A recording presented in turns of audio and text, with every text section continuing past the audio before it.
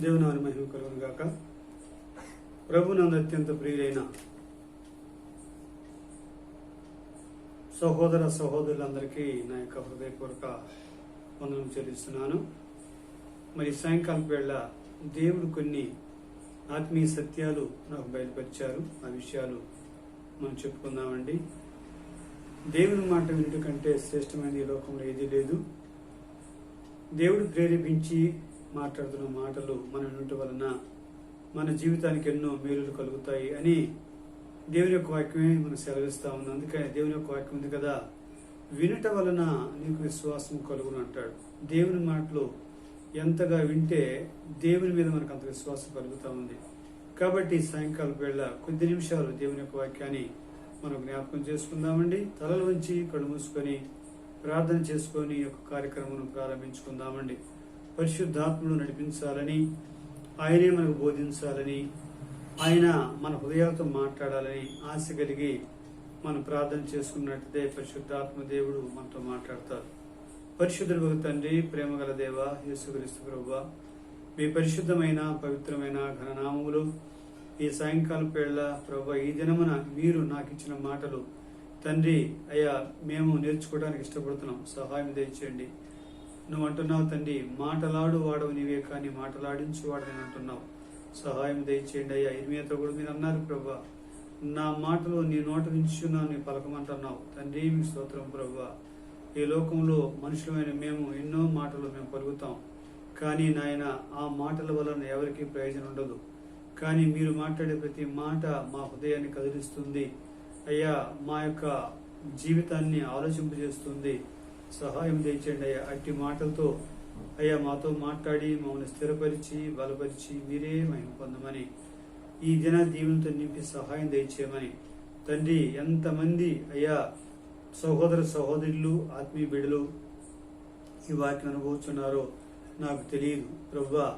ప్రతి ఒక్కరిని మీరు సంధించండి, సహాయం దయచేయండి అయ్యా. అయ్యా ఈ శ్రేష్టమైన మాటలు, దివ్యమైన మాటలని, దేవుని మాట, విలువైన మాటని అర్థం చేసుకున్న కూడా సహాయం దయచేయండి.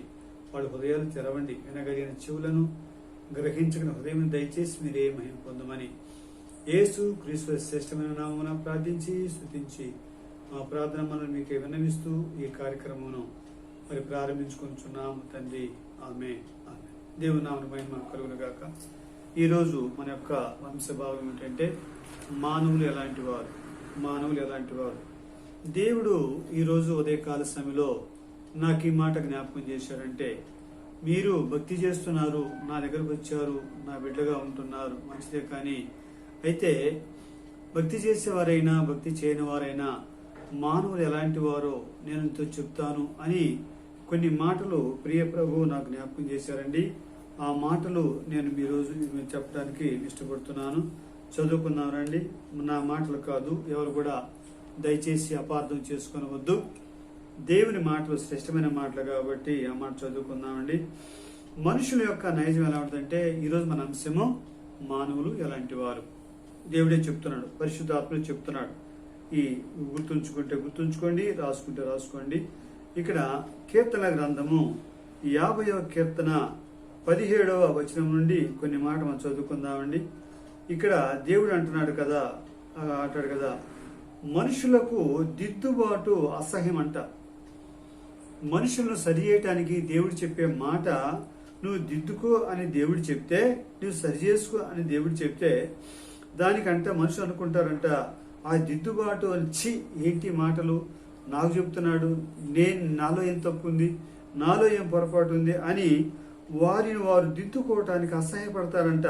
అందుకే దేవుడు చెప్తాను, దిద్దుబాటు నీకు అసహ్యము కదా, నీవు నా మాటలను నీ వెనుకకు త్రోసి వేస్తున్నావు అంటున్నాడు. ఇక్కడ దేవుడే చెప్తున్నాడు, నా మాటలు కాదండి. దేవుడు అన్నాడు కదా, నా మాట నువ్వు త్రోసి వేస్తున్నావు.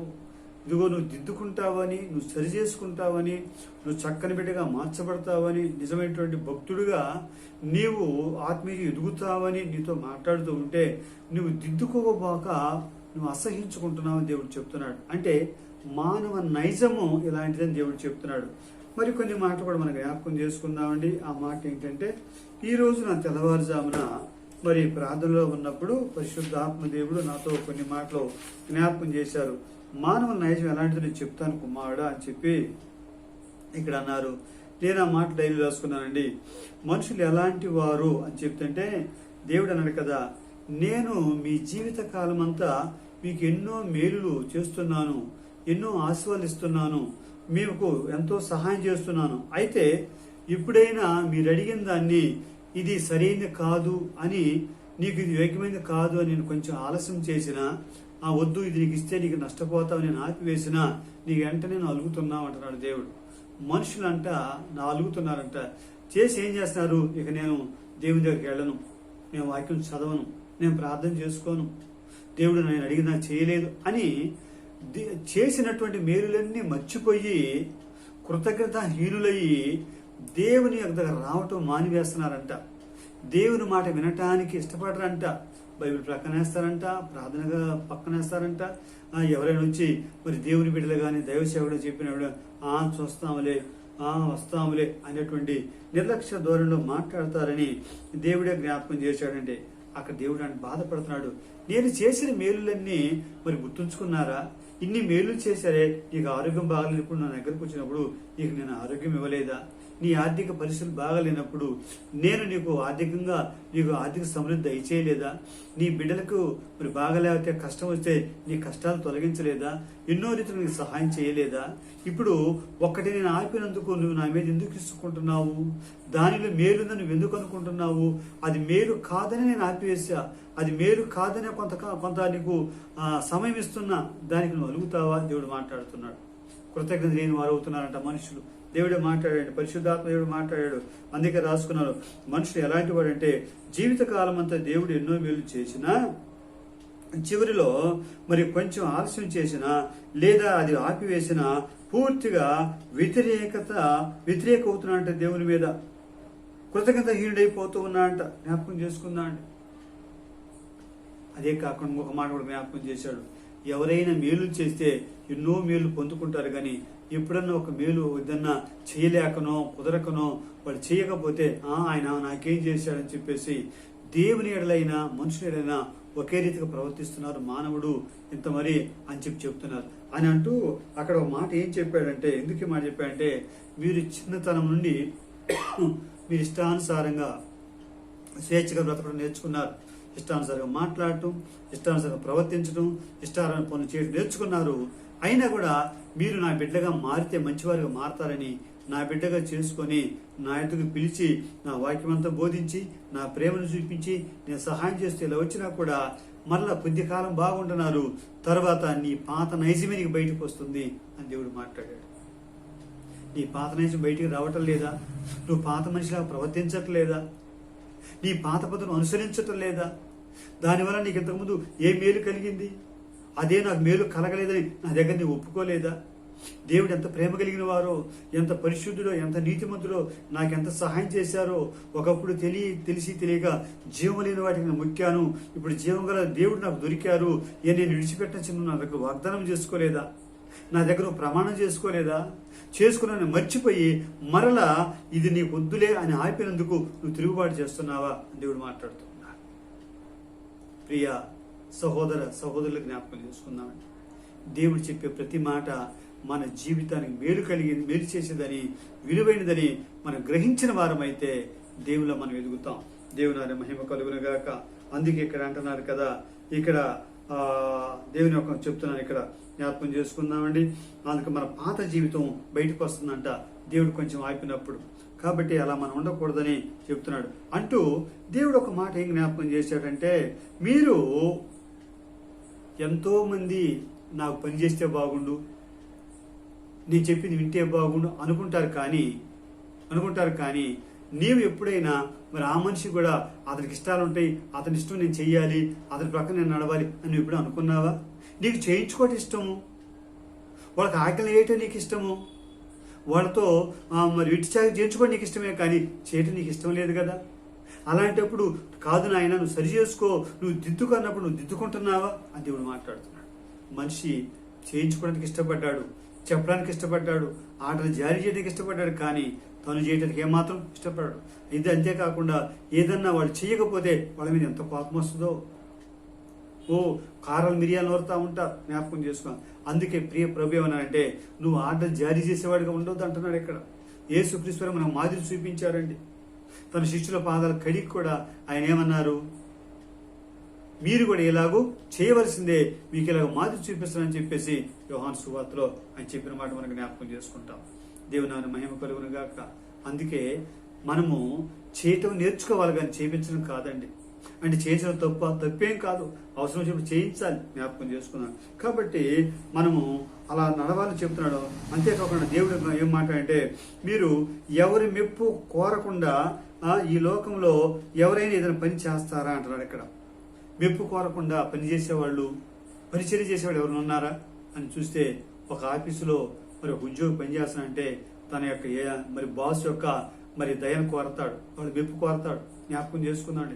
బిడ్డలు పనిచేశారంటే తల్లిదండ్రులు మెప్పు కోరతారు. ఈ రీతిగా ప్రతి చోట ఎవరి మెప్పు ఒక మెప్పు కోరి వారు పనిచేస్తూ ఉంటారు. అయితే దేవుడు జ్ఞాపకం చేసిందంటే ఇలాంటి వారు మెప్పు కోరకుండా ఎవరి గొప్పతనం వీళ్ళు బలేవాళ్ళు అనిపించుకోకుండా చేయగలరు ఎవరు ఉన్నారంటే ఎవరున్నారబ్బా అని ఆలోచిస్తూ ఉంటే దేవుడు ఒక మాట జ్ఞాపకం చేశాడు. ఎవరి మెప్పు కోరకుండా చేసేది కన్న తల్లి ఒక్కతే కానీ అంతకు మించి ఎవరు కూడా మెప్పు కోరకుండా చేసేవాళ్ళు ఈ లోకంలో ఎవరు లేరని మాట్లాడారు. నిజమేనండి. కన్న తల్లి ఎవరి మెప్పు కోరదు, తన బిడ్డలకు పరిచయం చేస్తూ ఉంటుంది, తన బిడ్డకు సహాయం చేస్తూ ఉంటుంది, తన బిడ్డలకు ఎంతో మరి ప్రయోజనకారిగా అన్ని చేసి పెడుతూ ఉంటుంది. కానీ ఎవరి మెప్పని కోరుతుందా? తండ్రి ఎవరి మెప్పు కోరుతాడా? తన బిడ్డలు చేస్తే ఎవరు కోరరండి. అందుకే ప్రియప్రభు అందుకన్నాడు కదా, కుమారుడా నేను నీ తల్లి కంటే మిన్నైన వాడను కాదా, నీ తండ్రి కంటే మిన్నైన వాడను కాదా, నేను మీకు ఆ రీతిగా సహాయం చేయట్లేదా, మీరు ఎప్పుడైనా మీ మెప్పు ఎప్పుడైనా కోరాలని అనుకుంటున్నానా, అబ్బా దేవుడు బలేవాడే అని చెప్పేసి మీరు పొగడాలని అనుకుంటున్నానా అని మాట్లాడారు. నిజమేనండి. మనమైతే మెప్పులు కోరేటువంటి మనస్తత్వం మనుషులది, కానీ ఎవరి మెప్పు కోరినటువంటి మనస్తత్వం మన ప్రియ ప్రభువుది. దేవుని నామమునకు మహిమ కలుగును గాక. అందుకే మన ప్రియ ప్రభు ఆయన్ని చేసి చూపించి ఇలా చేయని చెప్పారు. ఆయన చెప్పిందే చేశారు, చేసిందే చెప్పారు, కానీ అంతకు మించి చెప్పలేదు. కాబట్టి ప్రియ దేవుని సంగమా, ప్రియ సహోదరులు జ్ఞాపకం చేసుకుందామండి. కాబట్టి మన ప్రియ ప్రభును మనము జ్ఞాపకం చేసుకోవాలి. అందుకే యోహాను సువార్త 3:16లో దేవుడు లోకం ఎంతో ప్రేమించిన రాయబడింది. దేవుడు లోకాన్ని ప్రేమించిన వారండి, జ్ఞాపకం చేసుకున్నారు. ప్రేమించేవారు ఎప్పుడు కూడా మెప్పులు కోరరు, ఎప్పుడు కూడా ఘనత కోరరు, జ్ఞాపకం చేసుకుందామండి. కాబట్టి మన మనస్తత్వం మనం మార్చుకోవాలని దేవుని యొక్క వాక్యము సెలవిస్తా ఉంది. దేవుని నామమునకు మహిమ కలుగునుగాక. జ్ఞాపకం చేసుకుందామండి. తరువాత ఒక మాట ఏంటంటే మరి ఒక మాట చదువుకుందామండి.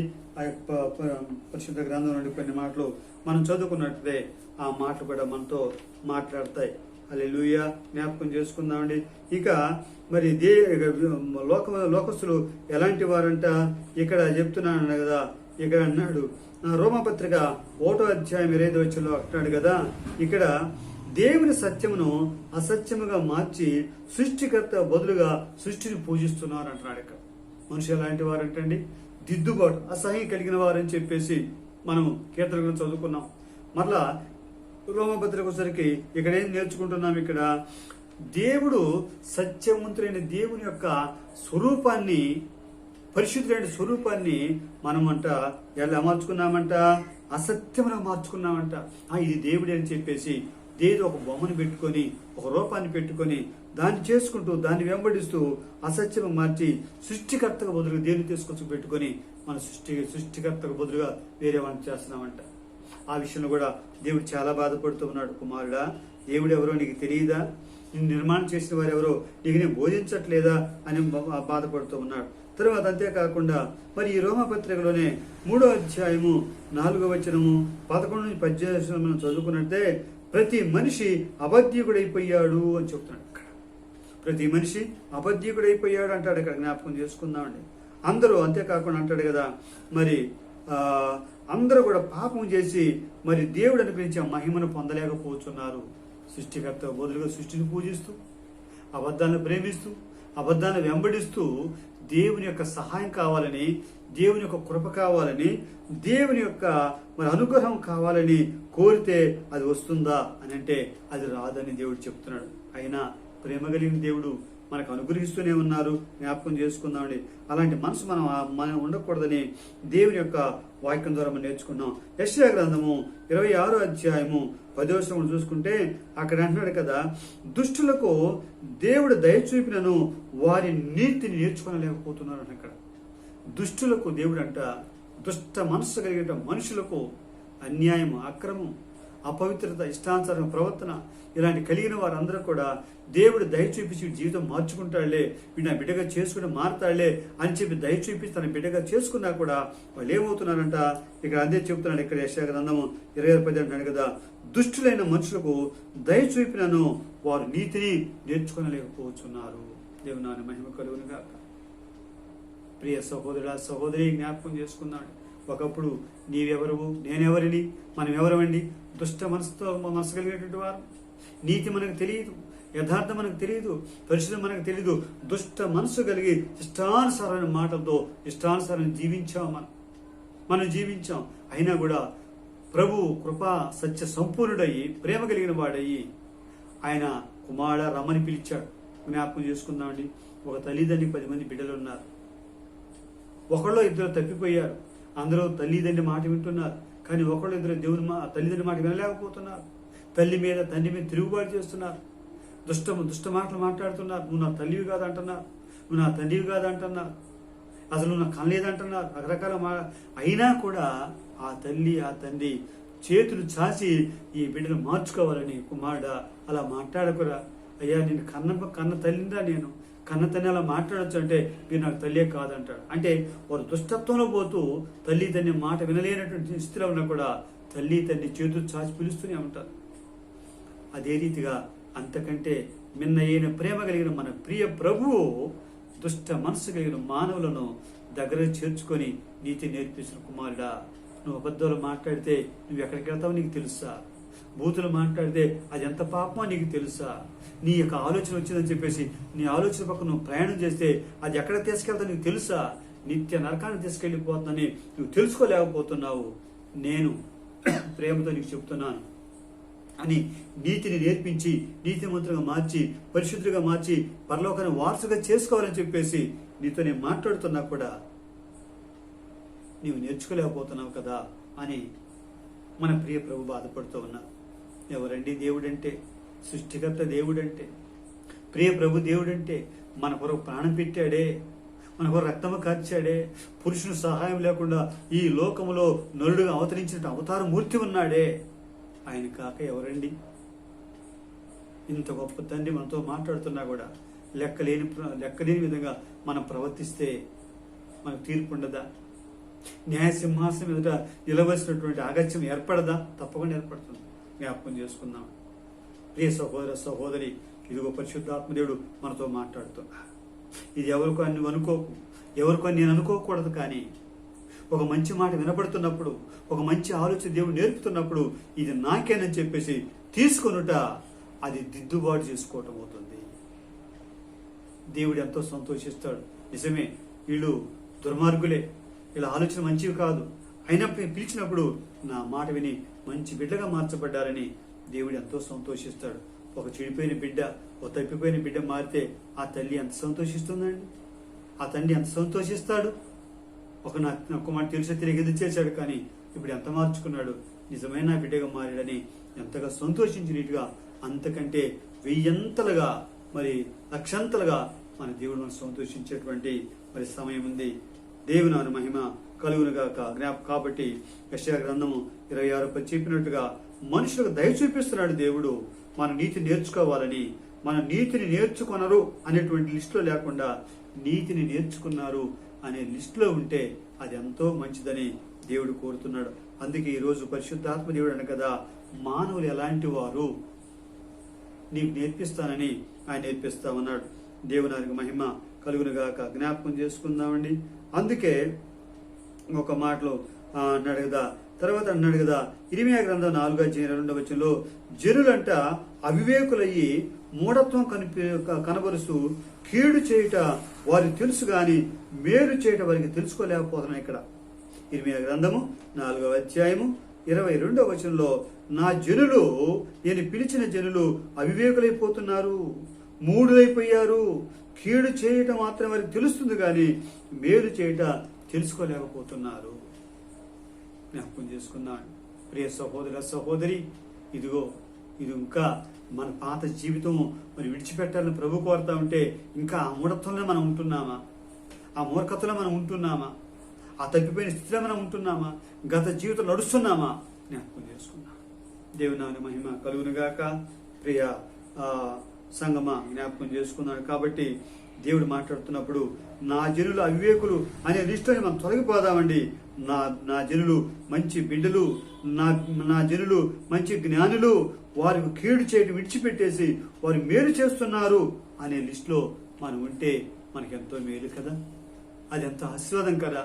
దేవుడు చెప్పిన రీతిగా మరి మనం మార్చుకుంటే అది ఎంతో గొప్పదని దేవుని యొక్క వాక్యము చెలవిస్తా ఉంది. హల్లెలూయా. దేవుని మహిమ కలుగును గాక. అంతేకాకుండా ఇర్మియా గ్రంథంలోనే 6వ అధ్యాయం 13వ వచనంలో ఒక మాట అంటాడు. ఇర్మియా ద్వారా దేవుడు మాట్లాడుతూ, ఇర్మియా, ఈ జనులు తిరుగుబాటు చేసేటువంటి స్వభావం కలిగిన వారు, ద్రోహం చేసే స్వభావం కలిగి ఉన్నారు అని ఇక్కడ చెప్తున్నాడు. దేవుడే మాట్లాడుతున్నాడు ఇర్మియాతో. ఈ జనులు తిరుగుబాటును ద్రోహమును చేయి మనసు గలవారై ఉన్నారు అంటున్నాడు. ఇక్కడ అబద్ధాలనే 7వ అధ్యాయం 8వ వచనం అబద్ధాలని నమ్ముతున్నారు అన్నాడు ఇక్కడ. కాబట్టి ఇప్పటి వరకు అబద్ధాలు నమ్మావేమో, ఇదిగో సృష్టికర్త కానివాడి సృష్టికర్తను నమ్మి ఉన్నావేమో, లోకములో ఇదిగో నీ సొంత తెలివితేటను నమ్మి ఉన్నావేమో, వాక్యాన్ని నమ్మకుండా ఇదిగో లోకంలో ఎవరో చెప్పిన అబద్ధాలు నమ్మి ఉన్నావేమో, వాటి పయనించావేమో. జాగ్రత్త సుమా అని పరిశుద్ధాత్మ దేవుడు మనందరూ కూడా ప్రేమతో హెచ్చరిస్తున్నారు. ఆయన హెచ్చరిక తీసుకోవడం మనకెంతో అది ఆశీర్వాదకరమని దేవుని యొక్క వాక్యం ద్వారా మనం నేర్చుకుంటూ ఉన్నాం. ఇదిగో చోట అంటాడు కదా, ఈ ప్రజలు పెదవులతో నన్ను కనపరుస్తున్నారు కానీ వారి మనసు నాకు దూరంగా ఉన్నదని ప్రియ ప్రభే ఒక చోట బాధ చెప్పిన మాట గురించి జ్ఞాపకం చేసుకున్నాం.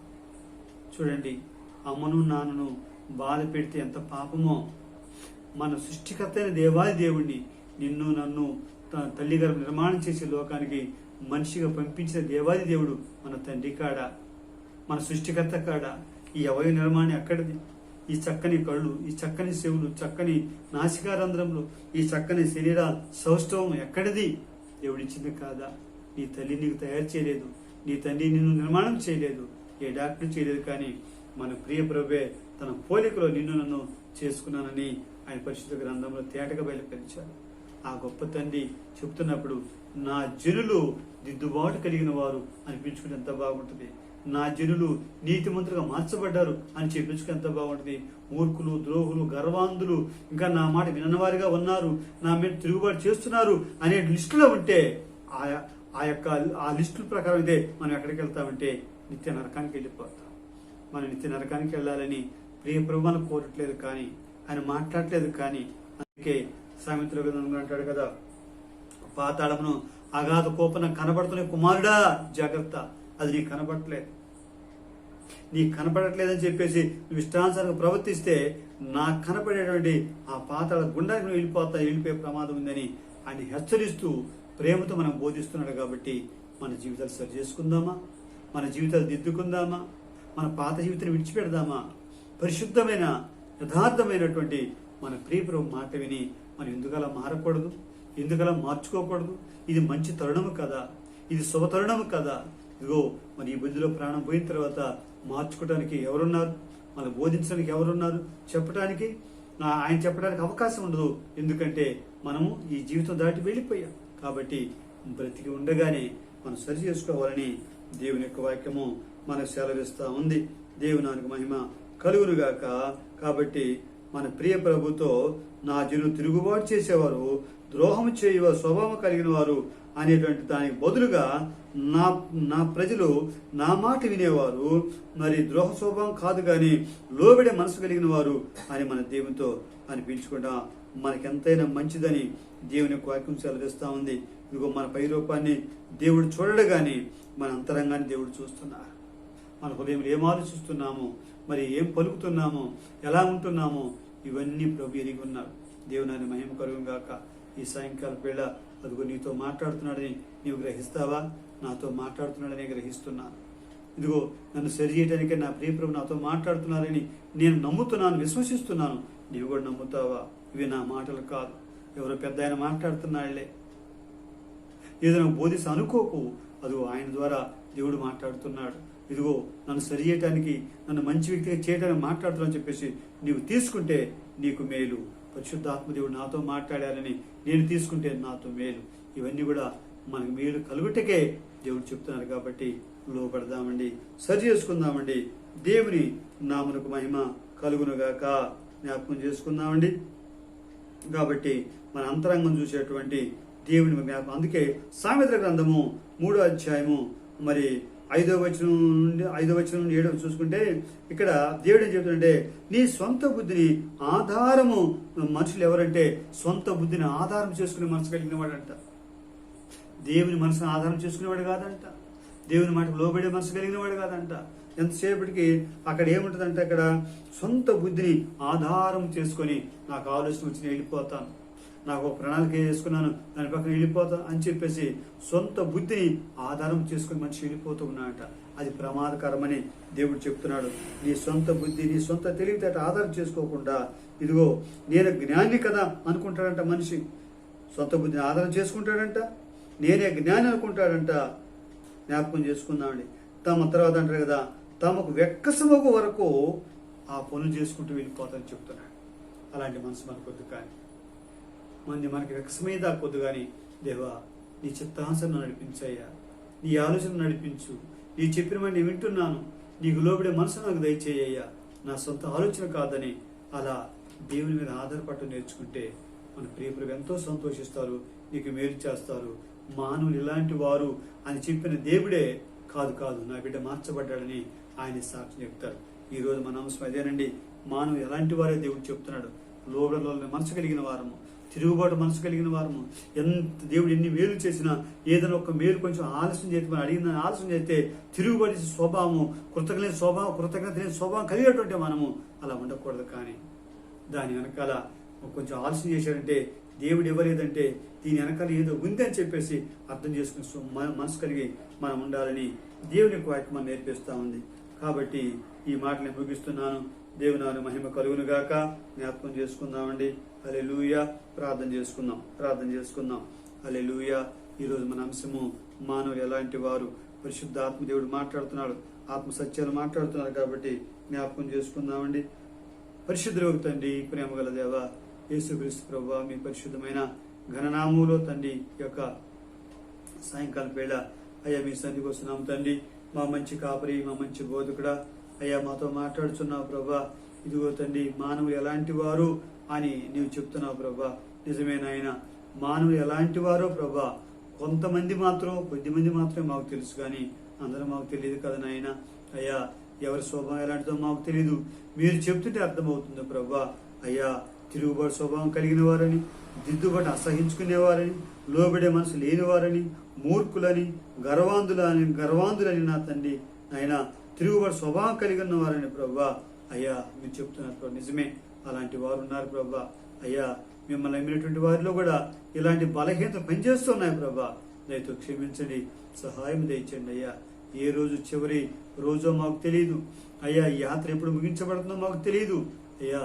ఏ ఒక్కరు నశించి నరకానికి వెళ్లకుండా ఉండాలని మీరు పదే మాతో మాట్లాడుతున్నారు ప్రభా. మీలాంటి ప్రేమ ఎవరికి లేదు నాయన. అయ్యా, కన్న తల్లి ప్రేమిస్తుంది, కన్న తండ్రి ప్రేమిస్తారు, కానీ కొద్ది రోజులే ప్రభా. అయ్యా, ఆ తర్వాత వారు కనపడకుండా వెళ్ళిపోతారు అయ్యా. బిడ్డలకు కనపడకుండా తల్లిదండ్రులే దాటిపోతారో, తల్లిదండ్రులు కనపడ బిడ్డలే దాటిపోతారో తెలియదు నాయన. అది ఎవరికి అర్థం కాదు ప్రభా. అయ్యా, మీరైతే శాశ్వత కాలం నుండి శాశ్వత కాలం వరకు ఉండే దేవుడు అని రాయబడిన తండ్రి, మీ స్తోత్రం ప్రభు. అయ్యా, మా యొక్క బుద్ధిని, మా యొక్క తెలివితేటలు మార్చుకొని మీ మీద ఆధారపడి నా తండ్రి ప్రభు. అయ్యా, మీకు లోబడే మంచి మనసు మాకు తెచ్చండి, సహాయం తెచ్చండి అయ్యా. ఈ మాట వింటున్న వారికి కష్టాలు తొలగించబడును గాక, వారి కన్నీరు తుడవబడును గాక, వారికి ఆర్థిక సమస్యలు తొలగిపోయి ఆర్థిక సమస్యలు కలుగును గాక, వారికి ఉన్న అనారోగ్యాలు యేసుక్రీస్తు దూరమైపోయి మంచి ఆరోగ్యం కలుగును గాక, వారు హాస్పిటల్కి వెళ్లకుండా ఇదిగో తండ్రి డబ్బు అనవసరం ఖర్చు కాకుండా మీ కృప తోడుగా ఉండును గాక. మీ మీద ఆధారపడుతుండగా నా తండ్రి అయ్యా, మీ కృపను బలపరుచును గాక. సహాయం దయచేయండి అయ్యా. ఇదిగో తండ్రి, ఈ భయంకరమైన కరోనా దినాల్లో మేము ఉన్నాం ప్రభా. అయ్యా ఈ విషక్రిమి ఇదిగో తండ్రి క్రిములు ప్రభు యేసుక్రీస్తు చనిపోవును గాక. అయ్యా ఈ వాక్యం వింటున్న బిడ్డలందరికీ మీ కాపుదల, మీ భద్రత అయ్యా వారి గృహాలకు వారి బిడ్డలకు తోడుగా ఉండునుగాక. సహాయం దయచేయండి అయ్యా. వారి ఆశ తీర్చబడునుగాక, వారి కోరిక సఫలపరచబడునుగాక, వారి ప్రయత్నం సఫలపరచబడునుగాక. సహాయం దయచేయండి అయ్యా. నమ్మదగిన దేవుడు, ప్రేమగా తండ్రి ప్రభా, ఆశ్చర్యకరమైన కార్యం జరిగించే తండ్రి నీవు ఉన్నావు. మీకే మహిమ కలుగా పలుకుతున్నాను ప్రభా. సహాయం దయచేయండి. నమ్మదగిన ప్రేమగల కరుణగల తండ్రివని యేసుక్రీస్తు దివ్యనామను ప్రార్థించి స్తుతించి మా ప్రార్థన మనవులని మీకే విన్నవించుకుంటున్నాము తండ్రి. ఆమేన్. యేసు రక్తమే జయం, శిలువ రక్తమే జయం, ప్రవేశ రక్తం సంపూర్ణ విజయం, అపవాది క్రియలకు నంతనాశం కలుగును గాక. యేసు రక్తమునకే జయము జయము జయము. ఆమేన్ ఆమేన్ ఆమేన్. మీ అందరికీ నా యొక్క హృదయపూర్వక వందనములండి. మీకేదైనా ప్రార్థన వస్తుంటే మా నంబర్కి ఫోన్ చేయండి. మరి 9492338619 అనే నంబర్ కూడా మీ మీద అందించబడుతుంది. మీకు ప్రార్థన వస్తుంటే మాకు ఫోన్ చేయండి, మీకు ప్రార్థన చేస్తాము. ప్రభు మేము సమృద్ధిగా దీవించి ఆశీర్వదించి తన కృపలో వర్ధిల్లింప చేయనుగాక.